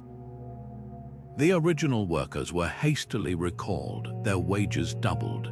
It was a pattern repeated across Europe. Cathedrals left unfinished for decades until imprisoned experts were released, their knowledge proving as irreplaceable as their labor. In the end, the stones themselves became allies. The intricate geometry of ribbed vaults, the precise alloy of stained glass lead. These weren't secrets easily wrested from men in chains. The builders may have been buried by history, but they ensured their craft couldn't be buried with them. Today, their rebellions echo wherever workers stand against exploitation. When modern union organizers invoke the slogan, "An injury to one is an injury to all," they're channeling the same solidarity that once flowed through stonemasons' lodges. The anonymous builder's greatest lesson wasn't just about resistance, it was about persistence. They understood that change moves at the pace of stone, slow but inexorable, and that even the smallest crack, given time, can bring down a wall. Beneath the soaring arches and radiant stained glass, the true architects of Europe's great cathedrals remain faceless ghosts in history's margins. Guild rolls list payments to the mason from Arras or the glazier's apprentice, reducing lifetimes of skill to fleeting descriptions. A handful of master builders achieved fame: Villard de Honnecourt, Peter Parler. But for every name etched in ledgers, thousands more vanished into the mortar they mixed. These weren't just anonymous craftsmen, they were fathers who never saw their children grow, women who disguised themselves as men to work the stone, artists whose hands shaped saints while their own bodies broke. The silence surrounding them isn't accidental. Systems of power thrive on invisibility, and what the medieval church couldn't imprison beneath the choir, it buried in obscurity. Clues to their identities linger in unexpected places. Forensic analysis of skeletal remains from cathedral cemeteries reveals spines curved from decades of lifting stone, teeth grooved from holding nails, ear bones thickened by constant hammering. At Exeter, archaeologists found a mass grave with 7 bodies, their bones interlocked in death as they must have been in life, arms still draped over one another's shoulders. Nearby lay their tools, chisels worn down to nubs, trowels with handles polished smooth by generations of palms. These weren't careless burials but intentional acts of solidarity. comrades ensuring even in death they wouldn't be separated. Modern technology is resurrecting their stories. At Lincoln Cathedral, researchers used isotope analysis on teeth enamel to trace one nameless mason's journey from childhood malnutrition in Normandy to lead poisoning in the English workshops. Digital facial reconstructions from skulls found beneath wells reveal faces scarred by flying flint, their expressions frozen mid-shout as if still calling warnings across centuries. Most haunting are the shadow signatures, invisible fingerprints lifted from medieval mortar using forensic gels. When projected onto cathedral walls, they overlay the very stones those hands laid, reuniting creator and creation at last. Memorials are rising to combat this historical amnesia. In Chartres, a new plaque lists every occupational hazard recorded in guild rolls. Pierre fell from scaffolding 1289, Allais blinded by glass dust 1312. York Minster's stonemasons recently embedded fragments of excavated tools into the floor near the choir, not as relics behind glass, but as tactile invitations to touch the past. The most poignant tribute might be spontaneous. Visitors to Salisbury often leave small carved angels in the prison's niches, each intentionally flawed in tribute to the builder's hidden protests. These acts transform anonymity into collective remembrance, stitching lost lives back into the fabric of history. The greatest loss isn't just the missing names, but the architectural secrets they took to their graves. Medieval masons guarded techniques through oral tradition, encoding knowledge in apprentice songs and lodge rituals. The precise formula for eternal mortar, a mix including egg whites and volcanic ash that self-heals cracks, died with its inventors. At Beauvais, engineers still puzzle over how builders achieved unprecedented heights without modern physics. The original calculations were scratched onto wax tablets that melted away. Even the mysterious plumb-line diagrams found etched into cathedral foundations remain half understood, their geometric wisdom reduced to speculation. Perhaps the builder's anonymity itself holds a final lesson. Unlike the bishops and nobles who demanded their names adorn every cornerstone, these craftsmen understood true immortality lies not in individual glory, but in collective achievement. The cathedrals stand not because one genius designed them, but because countless hands lifted stone upon stone, each worker as essential as the last. Their legacy whispers that history isn't just made by those who sign their work, but by those who pour their whole selves into something greater, then vanish into its shadow, leaving only beauty behind. Look closely at the weathered stone faces peering down from cathedral cornices, the snarling demons, the laughing peasants, the figures caught mid-scream. These grotesques weren't just decorative, they were a stonemason's secret language, chiseled into the very fabric of sacred spaces. High above Lincoln Cathedral's choir stalls, one particularly unsettling carving shows a bishop with donkey ears, his tongue lolling obscenely. Church records dismiss it as a moral lesson, but the mason who placed it directly opposite the bishop's seat clearly had other intentions. Similar subversions hide in plain sight across Europe. A misericord in Exeter depicting monks as gluttonous pigs, a capital in Chartres where a fox preaches to cowering geese. These weren't random flourishes, they were carefully calculated protests, embedded where only fellow workers would understand the joke. The hidden messages grew bolder in times of unrest. During the 14th century peasant revolts, masons at York Minster smuggled rebel slogans into their work. Spectral imaging recently revealed faded scratches beneath the rose windows tracery, when Adam delved and Eve span, who was then the gentleman. A rallying cry against feudal oppression, even tools became vehicles for dissent. archaeologists found a set of Nuremberg chisels with hollow handles containing tiny scrolls. One reads, "The higher the spire, the deeper the lie." These weren't just acts of defiance, they were time capsules, ensuring future generations would know the truth behind the stained glass facade. Women builders left their own indelible marks. Though officially barred from guilds, forensic analysis of mortar at Wells Cathedral reveals fingerprints matching smaller, narrower hands, likely female laborers disguised as apprentices or working under cover of darkness. Their contributions surface in unexpected ways. The delicate foliage patterns along Norwich's cloisters bear distinct stylistic differences from male carvers' work, with more organic curves and hidden symbols like braided hair tucked into vine motifs. At Burgess, a recently uncovered ledger lists payments to the widow Marion for intricate stone filigree, proving some women not only worked but achieved mastery. The most poignant feminine signature hides in plain sight at Strasbourg Cathedral. Among the usual saintly statues stands an unnamed woman holding a compass and square, tools forbidden to women by guild law. Her posture is unmistakable, one foot crushing a snarling gargoyle labeled Superbia, pride in medieval shorthand. No documentation explains her presence, but the message is clear enough. While bishops preached that women's hands were too frail for sacred work, the stones themselves tell a different story, one of resilience etched in limestone, waiting centuries to be heard.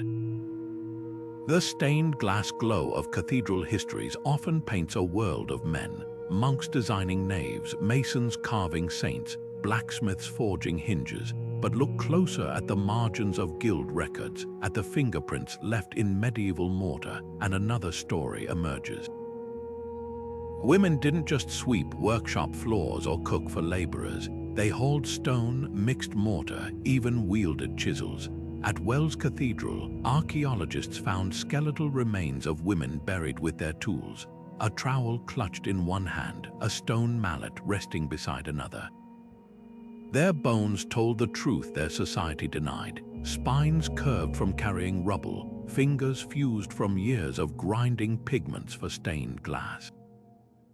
These were not helpers but builders, yet guild rolls list them only as the widow who brought ale or the daughter who held the lamp, their labor erased by the flicker of a scribe's pen. Some women left deliberate marks of defiance. High in the triforium of Strasbourg Cathedral, a stone face peers down not a saint or gargoyle, but a woman with a mason's compass tucked into her belt. Her presence mocks the guild statutes that barred women from touching sacred geometry. Elsewhere, hidden in the foliate carvings of choir stalls, artisans snuck in portraits of their own. A woman teaching a child to carve, another breastfeeding mid-task, their faces worn smooth by centuries of touching hands.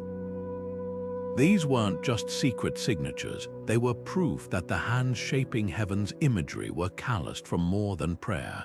The prison beneath the choir held women too, though their stories were doubly buried. Church accounts from Lincoln mention the scold locked below for cursing a bishop's steward, her crime likely protesting unpaid wages. At Chartres, a charcoal sketch on a cell wall shows a woman cradling an infant. Whether a depiction of a fellow prisoner or a self-portrait, no one knows.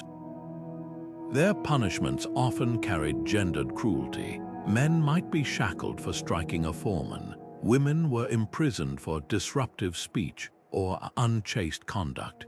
Vague charges that could mean anything from organizing work stoppages to rejecting a cleric's advances. A heartbreaking ledger entry from Rowan lists a payment for iron girdles to restrain the womb, devices used on pregnant prisoners to induce miscarriages, ensuring no child would inherit a mother's disorderly spirit.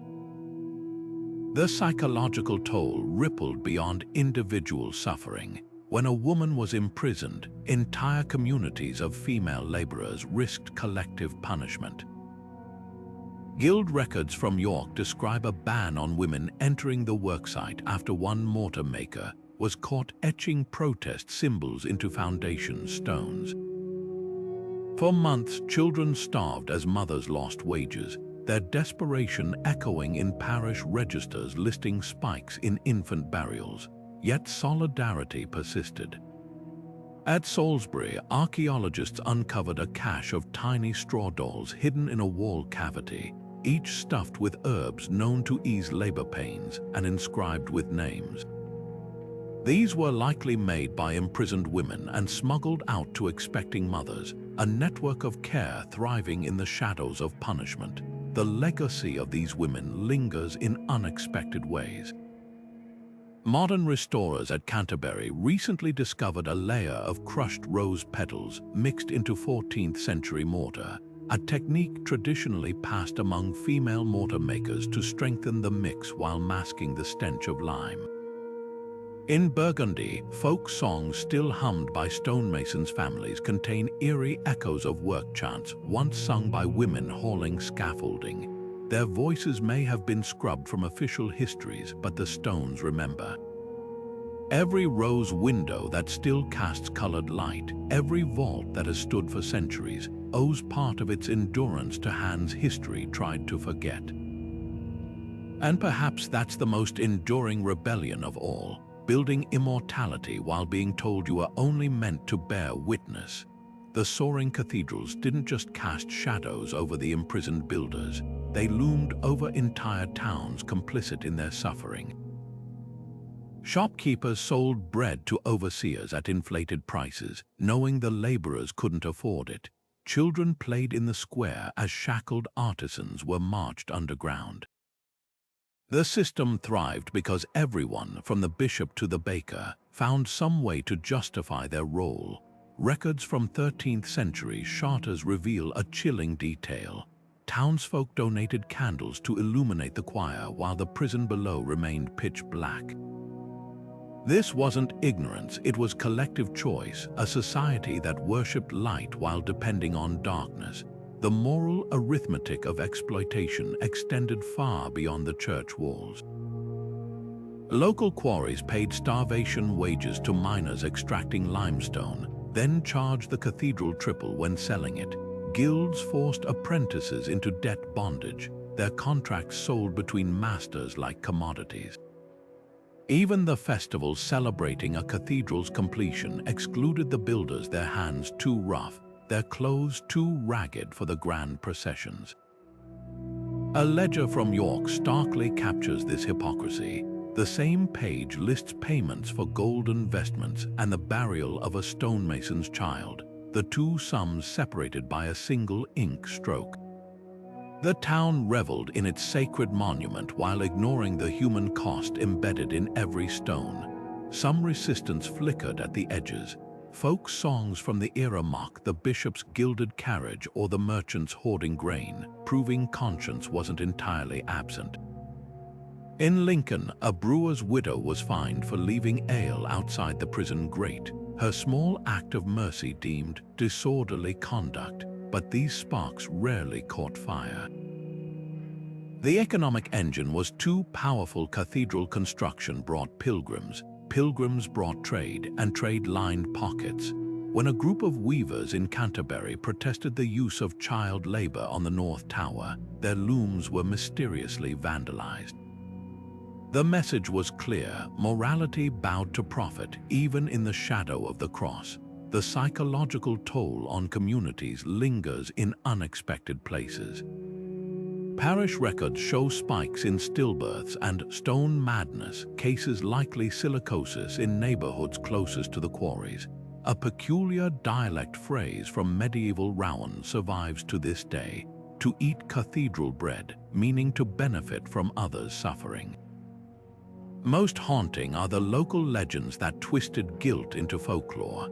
In Salisbury, parents warned misbehaving children that the choir ghosts would steal them, a distorted memory of the real disappearances beneath their feet.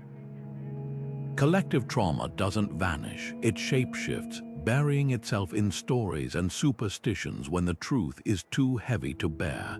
This complicity forces us to confront uncomfortable parallels today. Our smartphones and fast fashion rely on supply chains just as opaque as medieval guild networks. We admire ancient cathedrals as UNESCO sites, while ignoring the migrant laborers restoring them for pennies. The duality persists because it's convenient then as now. It's easier to marvel at beauty than question its origins, but the stones refuse to let us off so lightly. Every gargoyle's smirk, every saint's serene face, carries the fingerprints of those who shaped them in darkness. Their legacy isn't just in what they built, but in the mirror they hold up to all who benefit from unseen suffering. The true weight of a cathedral isn't measured in tons of limestone, but in the collective conscience of every generation that walks its aisles without asking who paid the price. The cathedrals stand today as monuments to human devotion, their spires piercing the sky, their stained glass bathing stone floors in jeweled light. Yet beneath this splendor, the prison walls whisper a darker truth, that every beam of colored sunlight overhead once had its counterweight in chains below. This duality isn't just medieval history, it's a mirror. The same hands that carved angels into choir stalls could be shackled for asking to be paid. The same institution that preached heavenly mercy built dungeons beneath its altars. These contradictions force us to confront an uncomfortable reality. Greatness is rarely pure. It's woven from threads of brilliance and brutality, and the brighter the tapestry, the deeper the shadows it casts. What do these stones teach us? That power thrives on selective sight. Medieval bishops could gaze up at vaulted ceilings and see only divine glory, willfully blind to the suffering beneath their feet. But history's most enduring lesson is that silence never lasts. The builders left their marks in flawed gargoyles, in hidden carvings, in grooves worn by shackles on prison walls. Their resistance wasn't just about wages or working conditions. It was a fight to be remembered as more than anonymous hands. Today, as we trace our fingers over their chisel marks or stand awestruck beneath rose windows, we're faced with a choice. Do we see only the light, or do we acknowledge the darkness that made it possible? This isn't just about the past. The same patterns echo in our world: warehouse workers collapsing in heat while algorithms measure their productivity, artisans in sweatshops stitching luxury goods they'll never afford. The cathedral's legacy reminds us that exploitation often hides in plain sight, dressed in the finery of tradition or the gloss of innovation, but it also offers hope. Those medieval builders, though nameless in official records, outsmarted their oppressors by weaving protest into the very fabric of beauty. Their survival tactic, leaving evidence where future generations would find it, shows us how to fight long games against entrenched power. So what do we do with this knowledge? Start by looking closer. Next time you marvel at a historic monument, ask whose labor built it. When you hear hymns praising divine justice, remember the dissonant echoes from below. Share these stories not as grim footnotes, but as proof of resilience. Visit cathedrals not just to admire their grandeur, but to seek out the hidden scratches, the flawed carvings, the quiet rebellions embedded in stone. And most importantly, let these lessons sharpen your gaze toward modern injustices. History isn't just a record, it's a call to action. The builders' voices may have been stifled in their time, but they're reaching us now across 8 centuries. The question is, will we be the generation that finally listens? The light through stained glass is more radiant when we acknowledge the hands that shaped it. Hands that bled, that shook with exhaustion, that sometimes clenched in defiance. These cathedrals teach us that truth, like sunlight, is brightest when it illuminates the whole picture. The glory and the grit, the hymns and the hunger, the soaring arches and the shackles beneath. That's the real cathedral lesson, not how high humanity can reach, but how deeply we must dig to lift each other up. The stones have spoken. The rest is up to us.